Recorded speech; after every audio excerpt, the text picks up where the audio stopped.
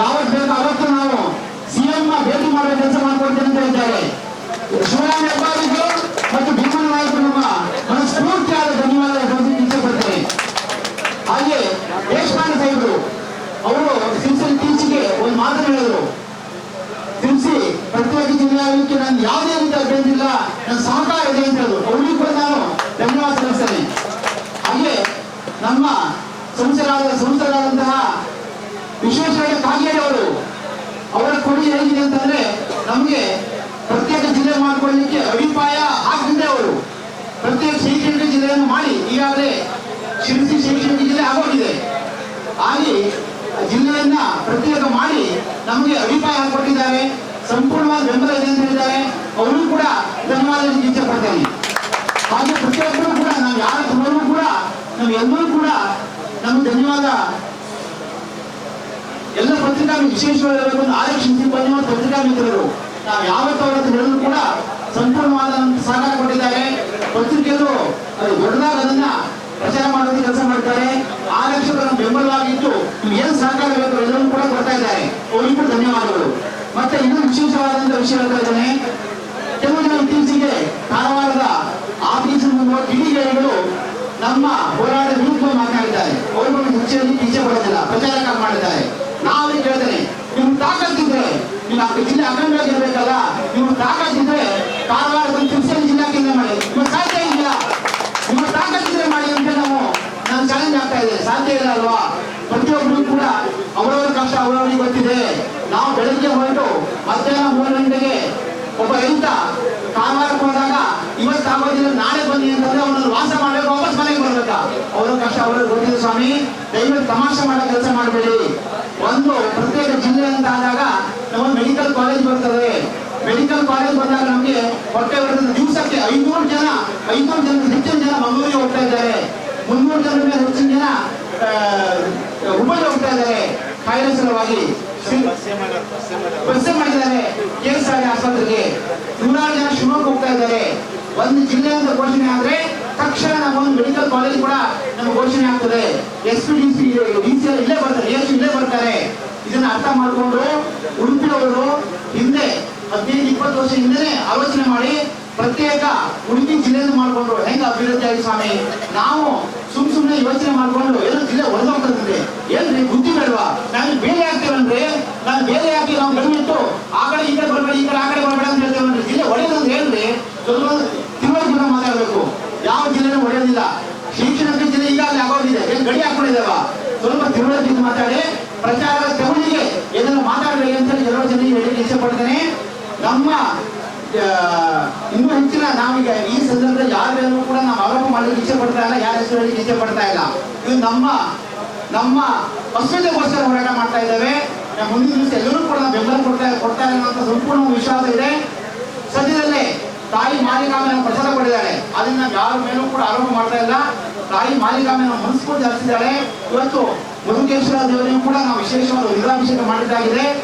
ತಾಯಿ ಮಧುಕೇಶ್ವರ ಶಿವಶಕ್ತಿ ಮತ್ತು ತಾಯಿ ಮಾಲಿಕಾಂಬೆ ಅನುಗ್ರಹದಿಂದ ಆದಷ್ಟು ಶೀಘ್ರವಾಗಿ ಕದಂಬ ಕನ್ನಡ ಜಿಲ್ಲೆ ಆಗೇ ಆಗತ್ತೆ ಮತ್ತು ಬನವಾಸಿ ತಾಲೂಕು ಆಗೇ ಆಗತ್ತೆ ಅಂತ ಹೇಳಿ ಗಂಟಾ ಘೋಷಣೆ ಹೇಳ್ತೇನೆ. ಈಗ ನಮ್ಮ ನಾಯಕರಾದಂತಹ 38 ವರ್ಷಗಳಿಂದ ನಾವು ಇತ್ತೀಚೆಗೆ ಹೋರಾಟ ಮಾಡ್ತಾ ಇದ್ರೆ ಈ ಭಟ್ಟು 38 ವರ್ಷಗಳಿಂದ ಹೋರಾಟ ಮಾಡ್ತಾ ಬಂದಿದ್ದಾರೆ.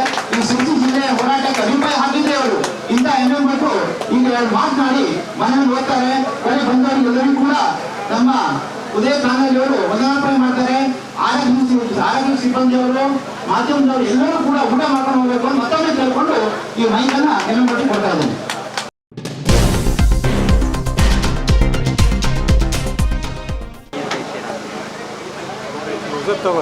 ಕ್ಷೇತ್ರ ದೇವತೆಯಾದ ಉಮಾ ಮಧುಕೇಶ್ವರನ ಪಾದಾರವಿಂದಗಳಿಗೆ ನಮನವನ್ನು ಸಲ್ಲಿಸ್ತಾ ಅನಂತಕುಮಾರ್ ಹೆಗಡೆಯವರ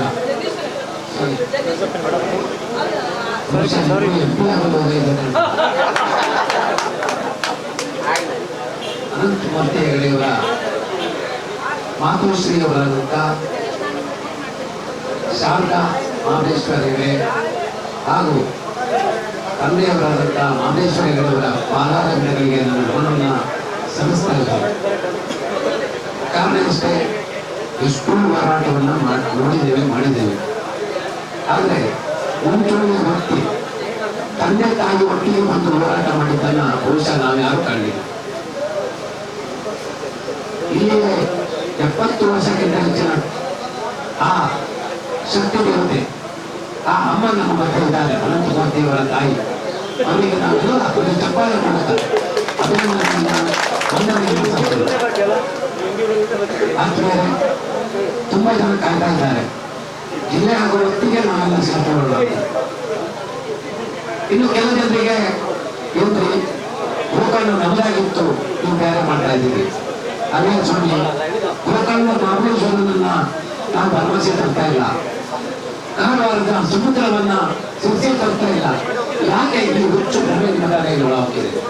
ಕೇವಲ ವ್ಯಾವಹಾರಿಕವಾದಂತಹ ಅನುಕೂಲತೆಗಾಗಿ ಜನಸಾಮಾನ್ಯನ ಮನೆ ಬಾಗಿಲಿಗೆ ಸರ್ಕಾರದ ಸೇವೆ ತಲುಪೋದಕ್ಕಾಗಿ ವಿದ್ಯಾರ್ಥಿಗಳಿಗೆ, ಯುವಕರಿಗೆ ಹೊಸದೊಂದು ಬದುಕು ಸಿಗಲಿ, ನಮ್ಮ ಮಣ್ಣಿನ ಮಕ್ಕಳು ನಮ್ಮಲ್ಲೇ ಉಳಿಯುವಂತಾಗಲಿ ಎನ್ನುವ ಆಶಯದೊಂದಿಗೆ ಈ ಜಿಲ್ಲೆಯ ಹೋರಾಟ.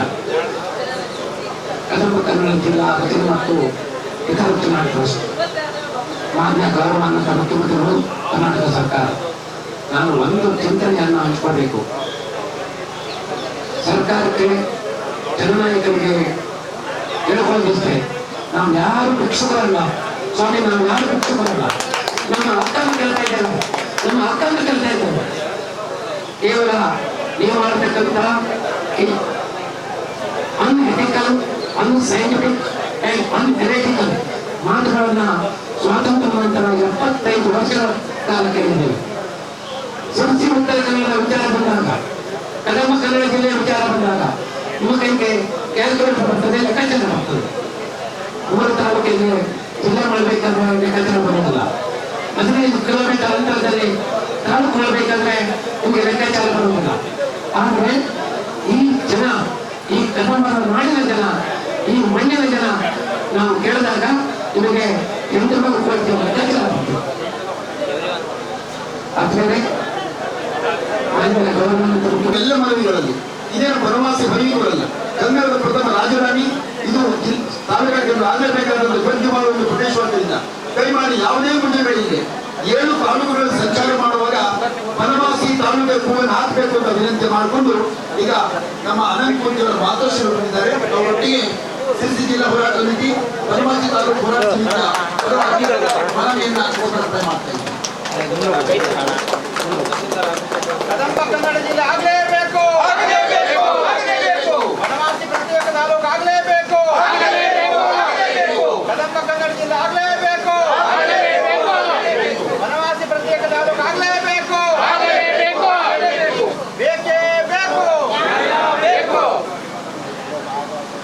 ಉಪದೇಶದಿಂದ ಚಿದಾನಂದ ಸರೋರು ಹೋರಾಟಕ್ಕೆ ನಮ್ಮ ಮಧುಗಿರೀಶ್ವರ ದೇವಸ್ಥಾನದಲ್ಲಿ ಆಶೀರ್ವಾದವನ್ನು ಪಡೆದು ಬಂದಿರತಕ್ಕಂಥ ಈ ಒಂದು ಸಮಿತಿಗೆ ಯಾವುದೇ ಕಾರಣಕ್ಕೂ ಜಯ ಸಿಗ್ತದೆ. ಬನವಾಸಿ ತಾಲೂಕು ಸಿರ್ಸಿ ಜಿಲ್ಲೆ ಹಾಗೇ ಆಗ್ತದೆ ಅನ್ನೋ ಒಂದು ಉದ್ದೇಶವನ್ನು ಇಟ್ಕೊಂಡು ಅನಂತಮೂರ್ತಿ ಹೆಗಡೆಯವರು ಹಾಗೂ ನಮ್ಮ ಉದಯ ಕಾನಣಿಯವರು ಮತ್ತು ಎಲ್ಲ ನಮ್ಮ ರೈತ ಬಾಂಧವರು ಈ ಒಂದು ಹೋರಾಟವನ್ನು ಏನು ಮಾಡ್ತಾ ಇದ್ದಾರೆ. ಪ್ರತಿಯೊಬ್ಬ ರೈತ ಬಾಂಧವರು ಕೂಡ 150 ಕಿಲೋಮೀಟರ್ ಹೋಗಿ ಅಲ್ಲಿ ಆಗಬೇಕಾಗಿದ್ದ ಕೆಲಸ ಒಂದು ಕೆಲಸಕ್ಕೆ 3 ದಿವಸ ಹೋಗ್ಬೇಕು. ಆದರೆ ನಮ್ಮ ಸಿರ್ಸಿ ಜಿಲ್ಲೆ ಆದರೆ 3 ತಾಸಿನಲ್ಲಿ ಆ ಕೆಲಸ ಆಗುತ್ತೆ. 3 ತಾಸಿನಲ್ಲಿ ಆಗಬೇಕಾಗಿರ್ತಕ್ಕಂಥ ಕೆಲಸ ನಮ್ಮ ಬನವಾಸಿ ತಾಲೂಕಾದ್ರೆ 1 ತಾಸಿನಲ್ಲಿ ಕೆಲಸ ಆಗುತ್ತೆ ಅನ್ನೋ ಒಂದು ಉದ್ದೇಶದಿಂದ ಈ ಹೋರಾಟವನ್ನು ಮಾಡ್ತಾ ಇದ್ದಾರೆ. ಯಾಕೆ ಈ ಹೋರಾಟ ಇಲ್ಲಿವರೆಗೂ ಜಿಲ್ಲೆ ಆಗಿಲ್ಲ ಅಂದ್ರೆ ಸರ್ಕಾರದ ಗೈಡ್ಲೈನ್ಸ್ ಪ್ರಕಾರ ಅನೇಕ ತೊಂದರೆಗಳು, ಅಡೆತಡೆಗಳು ಇರ್ಬೋದು. ಈಗೆಲ್ಲ ಅಡೆತಡೆಗಳು ಕೂಡ ಸಾಲ್ವ್ ಆಗಿ ಜನಸಂಖ್ಯೆ ಆಧಾರದ ಮೇಲೆ ಇರ್ಬೋದು, ಸರ್ಕಾರದ ಜಾಗ ಇರ್ಬೋದು, ಎಲ್ಲ ಕೂಡ ಅನುಕೂಲ ಇರೋದ್ರಿಂದ ಸಿರ್ಸಿ ಜಿಲ್ಲೆ ಆಗಲೇಬೇಕು ಅಂತ ಹೇಳಿ ನಾವು ಆಗ್ರಹಿಸ್ತಾ ಇದ್ದೇವೆ. ಹಾಗೆ ನಮ್ಮ ಅನಂತಮೂರ್ತಿ ಹೆಗಡೆಯವರು ಈ ಒಂದು ಹೋರಾಟವನ್ನು ಮಾಡ್ತಾ ಇದ್ದಾರೆ. ಕೊನೆವರೆಗೂ ಅವರಿಗೆ ಸಾಥ್ ಕೊಟ್ಟು ಪ್ರತಿಯೊಂದು ಗ್ರಾಮಕ್ಕೂ ಹೋಗಿ ಅವರು ಪ್ರತಿಯೊಬ್ಬರು ಜನರಿಗೂ ಸಂಪರ್ಕ ಮಾಡ್ತಾರೆ. ಅವರೆಲ್ಲರಿಗೂ ನಾವು ಕೊನೆ ತನಕ ಸಾಥ್ ಕೊಡೋಣ ಅಂತ ಹೇಳಿ ಇವತ್ತು ಮಾತಾಡುತ್ತಾ